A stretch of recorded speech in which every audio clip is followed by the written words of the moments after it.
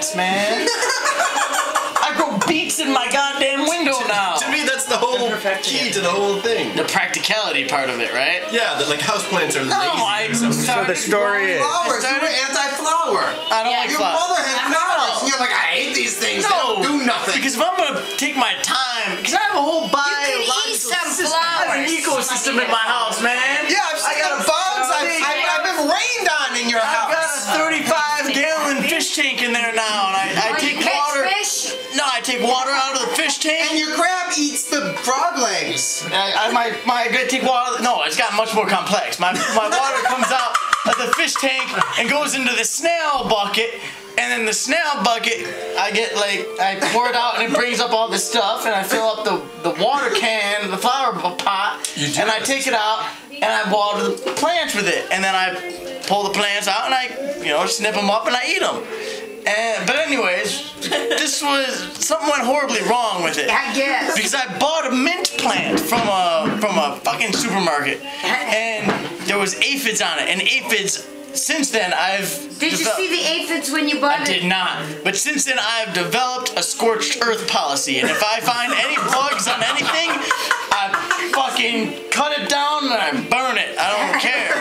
And if it grows back, good enough. If it don't, it's done.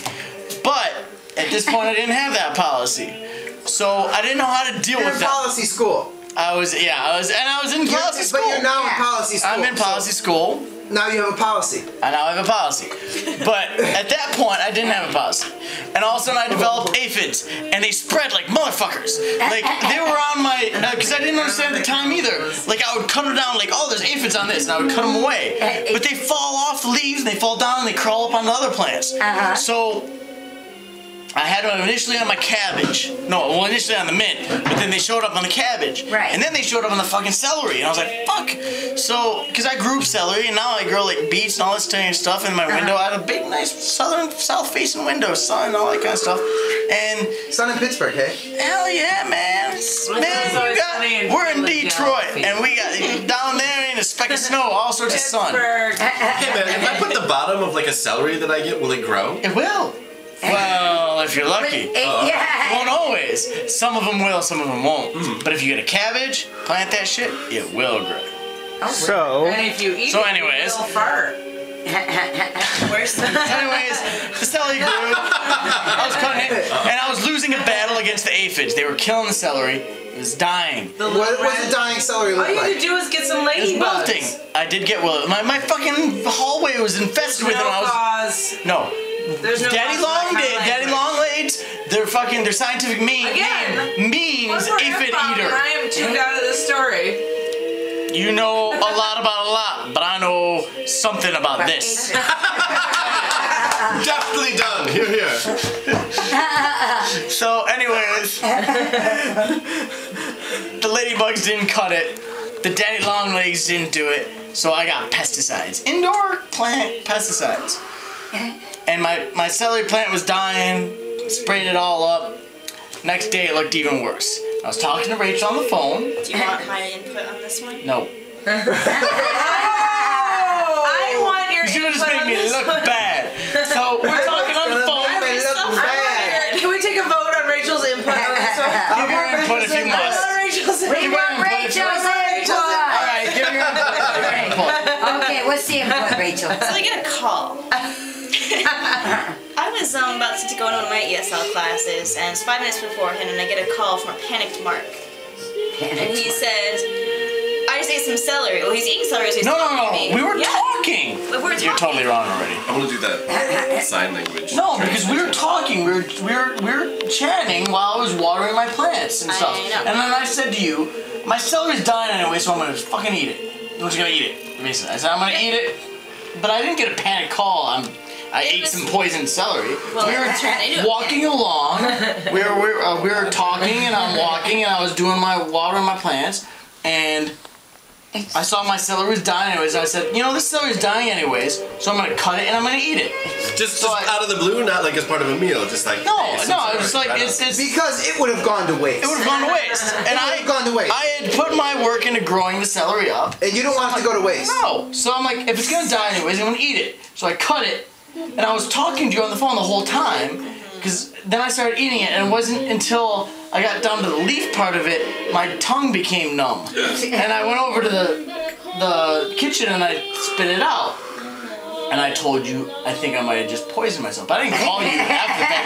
Like, I think I just poisoned myself. We were talking while this all went on. Yes. You were eating celery into the phone. Yes. Okay. I'm a pig. So then poison control got involved? Corrected, not that I could correct myself. Go on, keep talking. Oh no, I'm just saying how it went. I remember specifically. I was almost dying. Okay. in the mind. Anyway, What's the rest? on with the story. So, I don't know. Then Rachel became concerned, and that's when I became panicked. That's probably why you remember it from there, because I became panicked all of a sudden. I was like, I think I just ate something and I poisoned myself. And what happened then? I guess I said, I think I need to. I looked at the little, because all of a sudden I realized like my tongue's becoming numb, and I ran over to the other room, and there was like a little phone number on the back of the Pesticide. yeah, the pesticide, and I said, I think I've poisoned myself. I need to call this number, and she was obviously a little concerned about that, and so I called. And they immediately asked me how old I was. And I was like, Like you were a little boy. yeah. So I was like, well, here's the story. Oh man. And I blamed it completely on Rachel. I called, I said like, well, I have this celery there, and she sprayed some pesticides on it and I didn't know about it. I cut it and I ate it. And they're like, well, listen, here's the deal. You need to like, drink some milk. If your mouth's gonna be numb, this and that, blah, blah. And you were talking funny, I bet. Maybe a little bit, I don't know. She would know better than I would. Myself. I think I might poison myself. I can't feel my lips or my tongue. My fiance, she put my pussy, she didn't tell me. So I poisoned myself. No, I'm not. I'm a grown man. No, I'm not. I'm not a little boy. I have a fiance. I'm in graduate school. I'm in graduate school. It's a very important thing. So after I get off the phone with poison control, that's when I called Rachel kind of panicked. Oh, God. And, do you remember that part? I don't believe Eric called me back, and that's why I was concerned. I did call you. No, but you called me and I was panicked. Because I talked to my dad, and my dad's like... First or second? Oh, Jesus. Who I don't did you know. call first? I called the poison control people. I got off the phone with her, I called the poison control people. And then, I did never call you back. That's why you were nervous. I did never call you back. Because my dad called me back, and I was like, I've just done something incredibly stupid. I started telling him the story, and she got nervous because I didn't call her back. So I said, And call then me she back, called let me me know if back, there's an emergency or- and then by that point, I was pretty panicked. But they told you it would be fine. They did.